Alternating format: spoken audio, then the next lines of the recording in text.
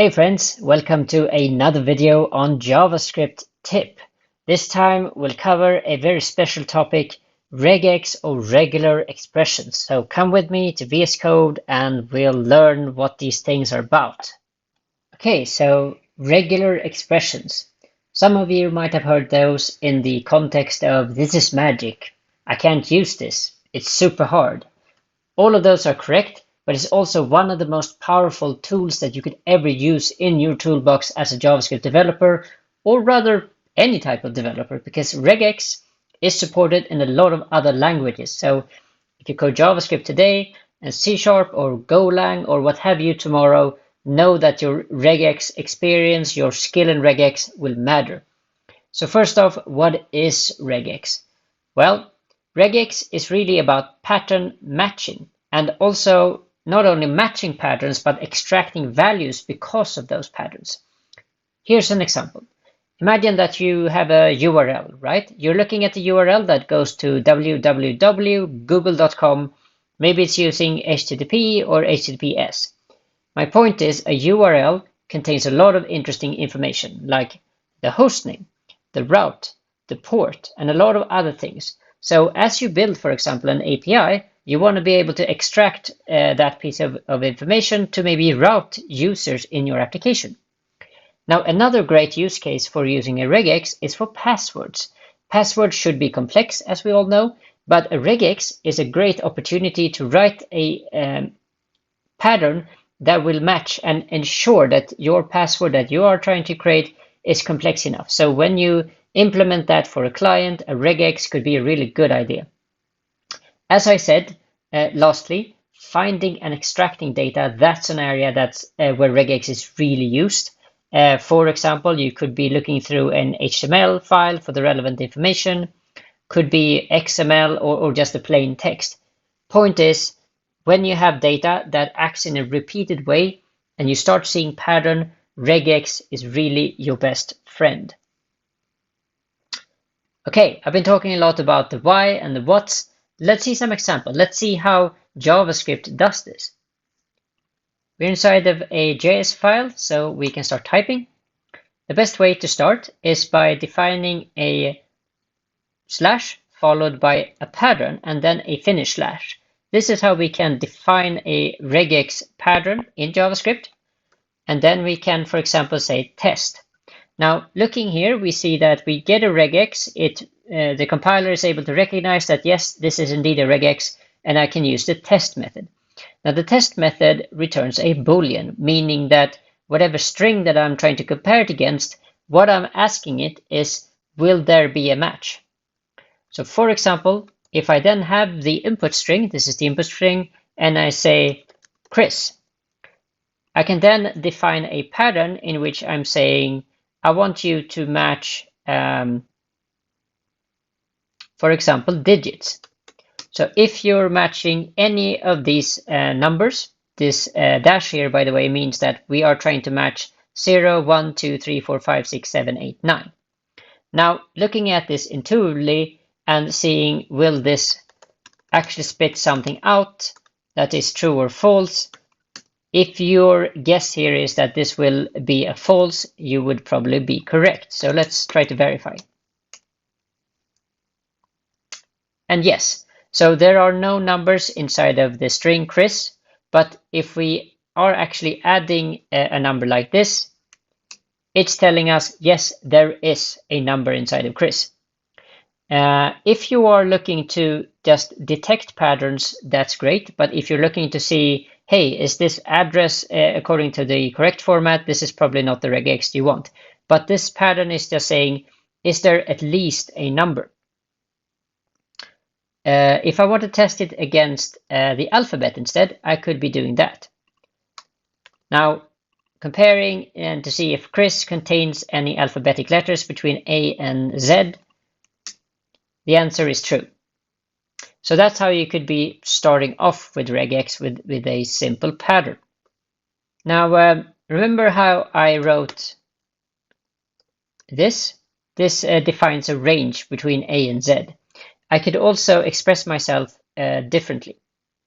So in this case, what I'm saying is essentially, are you matching a normal word? It says true. What if I remove all the numbers here? Still true. What if I only have numbers? What W plus is actually telling us is that, or it's rather backslash W plus is the same thing as writing A through Z, but also 0 to 9. So we're essentially saying all alphabetic characters could be a match. So yeah, if you know that you're looking for this, essentially, this will match.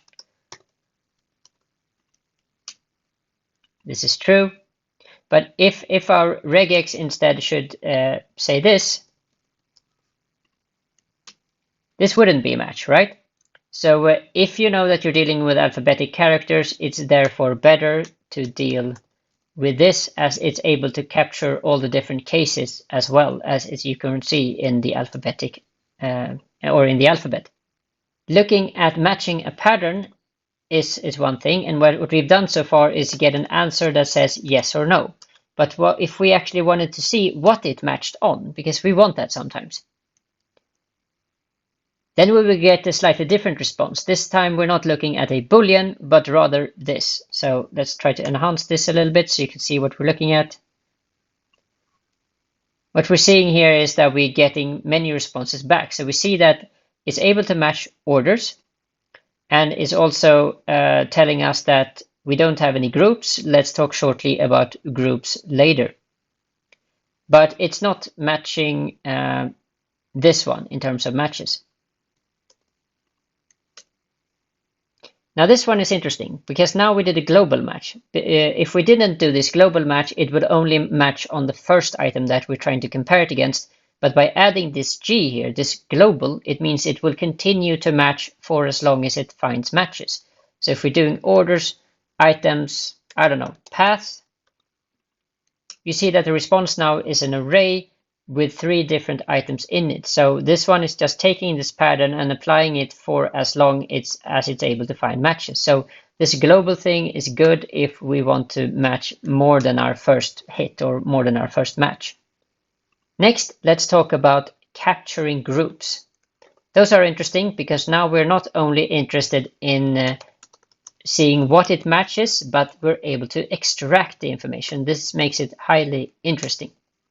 So imagine, for example, that you are writing some kind of web API and you have a route and you want to be able to catch that route parameter. So let's say that you have a use case that says orders 23.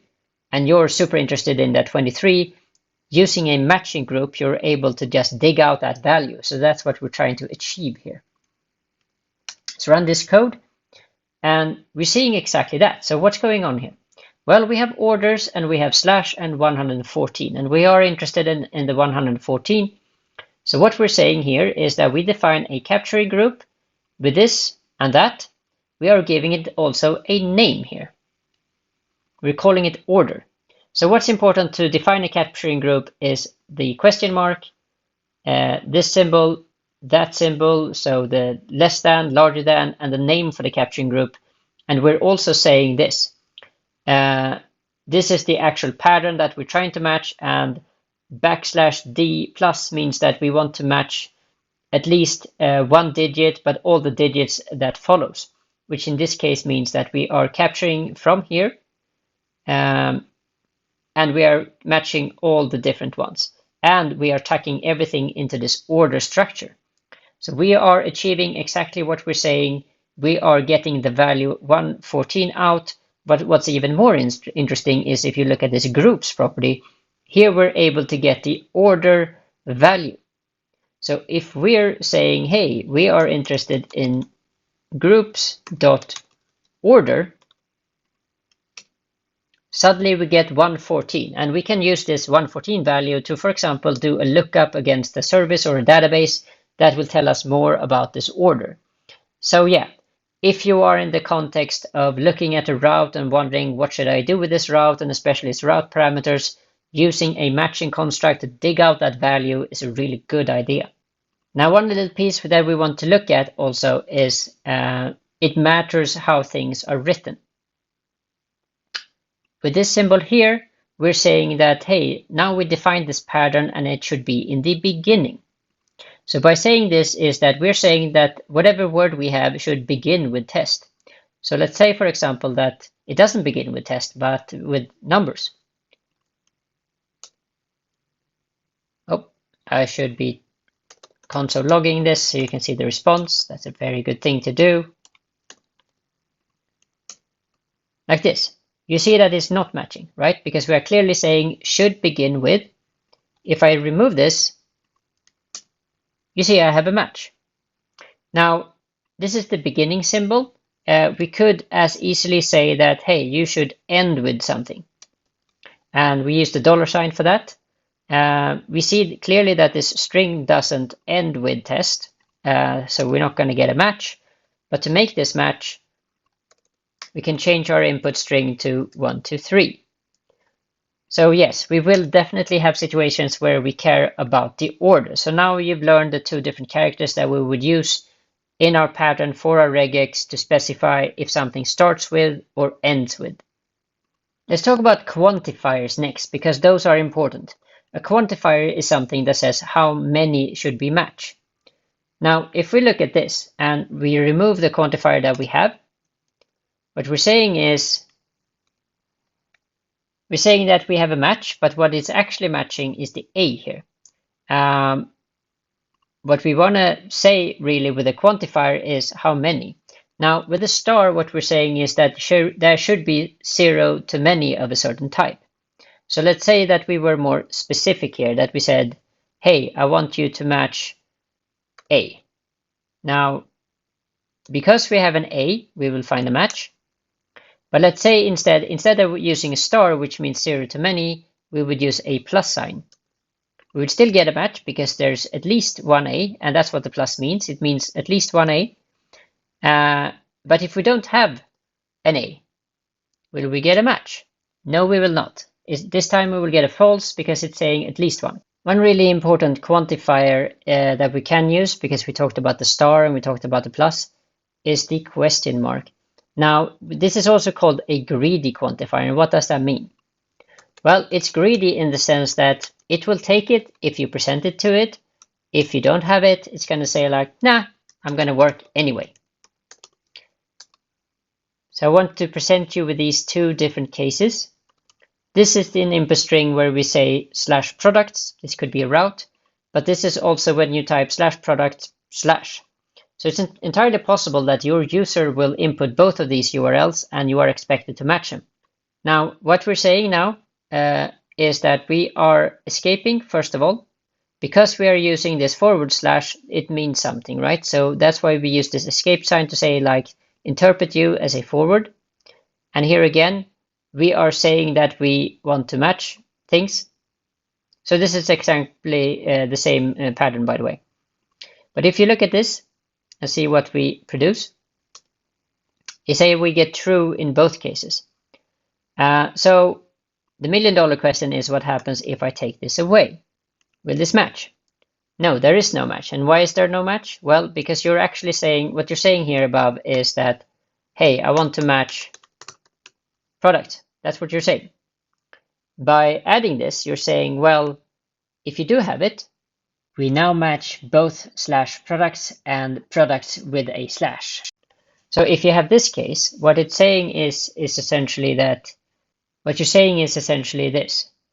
You're saying if this one exists, and because I'm adding you to my greedy matcher, what I'm saying is, hey, if you have a /, it's good. If you don't have a /, I won't be mad at you. I will still pass this. So a way to prove that this is going to work out fine for you is by activating this one. Because now we are first off trying it with /products, and now we are trying it with /products and an ending slash. So remember always that the greedy quantifier is kind of looking backwards, right? It's looking like, okay, what character must I make optionable? That's almost how you should read it. And what makes it greedy is that, hey, I'm going to take this character if it's there, and if it's not there, like in this case, I'm going to be fine with it. But if it's there, I'm definitely going to match with it. Okay, let's talk a bit about route parameters, because we've been starting to introduce routes, but we do have parameters that could be of high interest to us. Okay, so in one case we got a true, and in the other case we got a false. So what's going on? Well, first off, see that we have here we are defining a pattern that's saying slash products, and we're also saying that there should be one of these, right? But we are forcing it to have digits, at least one digit. Based on the way that we are defining this, we're saying we want digits and it should be at least one of them. This one will evaluate to true, which we see here. But we also see, because we don't have digits, things are not turning out so well for us. And in reality, those are two different routes, right? They should lead to different places. So if you have set up a route that says, hey, I should match this, you probably want to send them down a detailed page route and load that specific product. Whereas this one would be a later match if this one doesn't match, and they probably want a list of products back. Now, next step here is we want to extract this information. So how do we do that? So we got the product ID. So what went on? This was our input string. We did the dot match, and then we give it a pattern. So we're saying, hey, you should match the products. We define a capturing group here by parentheses. And we are basically saying, hey, we want this group or this number that goes on after here. So we're saying any number of, numbers that's happened here. We want to place that, we want to capture it. And we're also saying, as part of this capturing group, note how I'm not using a named group, right? So I can't really talk to my grouped result and say, hey, I want this specific product ID. But what I'm getting back is an array, and I know that the second position in the array is actually the product ID. Now, I might have a slightly more complex situation in which I want to match several things. Now, so here we have orders and we have items. So what we're saying is we're trying to match orders, and then we're trying to match items. So I might have the first order and I might have a specific item. That's what this is matching, right? So our input string here is 99 and 22. So that's really how we could be matching things. And this is a test, meaning that we get a Boolean back, true or false. And we are just going to add this. And it's true, right? Because of the way that the pattern is set up, this is going to be true. And if this 22 is missing, it won't be a match, right? So we have to make sure that it's set up that way. Now, we could be taking our response now because we are using the match. We get a group object back, so we are interested in digging into our groups and order ID and item ID. And you see this time around, we're not using a simple parentheses, but rather inside of our parentheses, we are using the question mark, the brackets here, and the name, right? And we do that twice, so we are asking for the order ID and the item ID. So in both of these cases, we are grabbing out values, so we're getting order ID and item ID, and that's what we could be logging out. Yeah, so you see that we are successful in digging out values. Now, there's probably a library for this, but if you're really getting good at regex, you tend to want to use it everywhere where you see a application. And it's very tempting, right? As I learned regex, in the beginning of my career, I was like, ooh, that seems very difficult. But as I started to understand what it meant, I was very, very tempted to find cases where I could pattern match. And look at this URL here. You see that it has various parts that we're interested in. We're interested in the protocol, the host, the port, the route, all these good stuff that we are interested in. We're just gonna console log out all the things here. And if you look at that, you see a breakdown. We see a matching object back. It's telling us, hey, here are all the parts that you find interesting. Here's your HTTP, your localhost, your port, and yeah, your route. And you can see because of the named group that we have created, we have a very nice little groups object that we can work with that contains protocol, host, port, route. And this makes it so much easier for us for further processing. So if your end goal is to do this, to break things apart in a URL fashion, regex is really great for this. Another favorite use case of mine is to test for password complexity. And I'm doing this in steps just to see, you can see what I'm doing. So in this case, someone's password is password 1. I hope that's not your password. What you can do here is to test for at least one number. So that's how you would do that. Console log that out.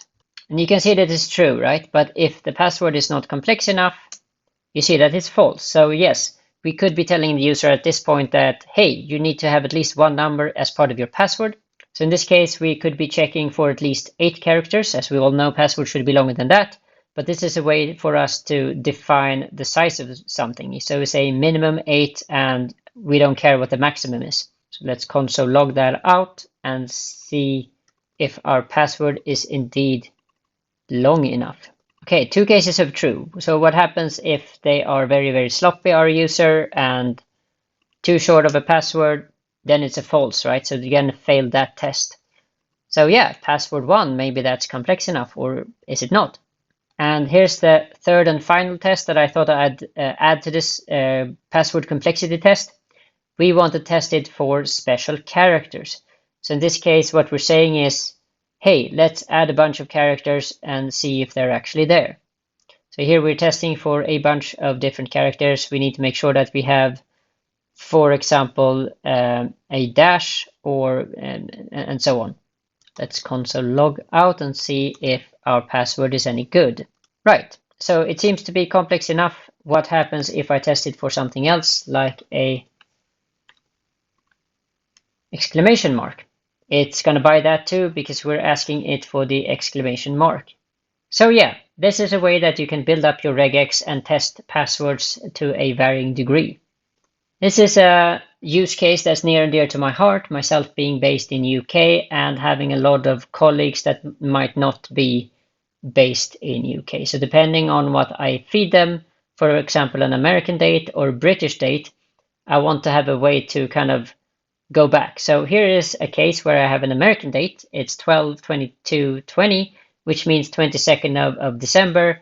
But all of us who live in Britain, we know that this is not the way that we write things. And what we're doing here is using our replace method. So what we're telling it is essentially this. Here's a regex pattern. We are identifying some named groups, and not only identifying, but naming them means that they have a position. And you see here that these positional things with the $sign is where we find them. So what we're doing here is simply to replace the order in which we find them, right? So we're saying that day here should be first. And we're also saying that month here should be in the middle. And we're saying that year is the same in US and UK. But this is a great way for us to just express that. So we can see now if Americans and British people can talk to each other. And we're seeing, the British part of me, or the part of me that lives in Britain says, okay, finally I have a date that I can agree on. We have another one that we call to European ISO. So in this case, I still have an American date, but I want to make sure that it is shown in a way that makes sense to the people of Europe. So what does that mean? Well, if you look at it now, what you're seeing here is date, month, and year. People in Europe, though, might have a different look to this. They might say, for example, hey, what this one is actually showing you is year, month, and date, which is what Europe is used to. And they might not even use a slash at this point, but rather a hyphen in between. So the Europeans are suddenly saying, hey, we actually understand what this means. This means the year 2020, it means December, and it means the 22nd of December, so 2 days before Christmas Eve. So as you can see, replace is really efficient, where you want to first match some patterns and then you want to rearrange them a little bit. So yeah, definitely have a look at replace. It's very powerful. Okay, so for my final demo, this is the most complex regex that you will ever write. If you go to Stack Overflow and places like that, they will give you a regex that is way longer. Now, here's the thing with email. Yes, it is a complex one. Can you write yourself? Yes, it really depends on your client, right? Because some clients is going to tell you, hey, you need to match all these 400 cases. Some clients will tell you, hey, you only need to match these 10 cases. Now, what about an email? Well, it could be like this, and then it could be like a domain, right? So maybe someone's name at some domain at, yeah, so what I'm saying here essentially is this could be an email, but you could also have an email that says first name last at something.com. And if you need to care about both these cases, then your emails are going to be pretty long. So for that reason, this is very, very long thing. You see how we begin with the regex that says should start with. What's important though to remember as you try to match these, what you can see here, for example, is that I'm allowing edu, gov, and .com to be allowed ones here. And what I'm trying to test it for here is to make sure that, well, this is an ex-Swedish prime minister, so now you all know that I'm Swedish. What I'm saying is that, hey, I want to match Per Albin, I want to match Hansen and Sweden.gov, right? Poor Per Albin, who was in World War II prime minister, he probably wouldn't even know what an email was, but this is my way to honor him. Maybe his email was even Hansen, like the Hansen family, if you kind of like that sort of music. So let's test that out. Is this an email? It is true. So what if Per Albin here only showed up and say, hey, last name, there could only be one Hansen. Would this match? This would also be true. So yeah, our regex email here is pretty flexible. It's able to tell us that, hey, whatever weird version you're trying to do of this, even if Per Albin had, I don't know, Rolf as middle name, would this match? It would. So yes, our regex is standing up quite clearly. It's able to say whatever number of middle names you have, whatever first names, if you have any of those, or if you only show up and say, hey, I only have a last name because I'm like Madonna or Prince, it will match. And let's verify that this won't fly so well, that if we have an illegal domain, and we can see, yes, it is matching that. But now I bet you're all wondering what the heck is going on here, right? We're looking at a lot of things. I'm just going to lift in this explanation here to tell you what this is all about so you understand what is going on. This first bit here that we have here, all the way from here to here, what we're saying here is this matches one word, means a word with or without the hyphen. So this is the hyphen here in Per Albin. So we need to be able to support people who have that kind of name, right?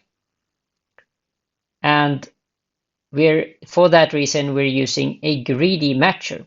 So as I told you before, the question mark, the greedy matcher, is looking to the left and it's saying, hey, if you have this, great. If you don't have it, also great. Now, looking at this next portion here, we're seeing that we are matching exactly one word like an email consisting of just a last name or just a first name. So that's Per Albin only or Hansen only, and we should be okay with that. In this case, this matcher just matches this specific character. What we're saying here is the dot. Here we are matching a name that ends in dot, e.g. Sweden, for example. So now we're looking at this one. This is very, very close to the end of our regex. We are opening for a number of subdomains or no one, given this here. So we're saying that, for example, we could be matching Stockholm.Sweden, for example, but it could only be Sweden. So that's why we have that. And this is the last portion, almost the last portion of our regex. We're saying, okay, domain name, we are listing all allowed domain names. We do that with this pipe. So if you want to allow more domains here, like SE for Sweden, that's how you would be adding it. And the dollar is us matching the end of a regex. So this is us just completing the entire regex. As I said before, regexes out there are probably way longer than this one, but at least as I've shown you, this one is quite flexible when it comes to having just the first name, just the last name, having a hyphen in your name, or yeah, and also having a complex domain that's, Sweden.Stockholm. Whatever municipality that you're actually part of. This was all I had in this video. Hopefully you now feel that, hey, regex seem awesome. I'm going to use that to pattern match or extract information. If you like videos like this, please consider subscribing. I would appreciate it very much. And hopefully see you next time in another video. Bye.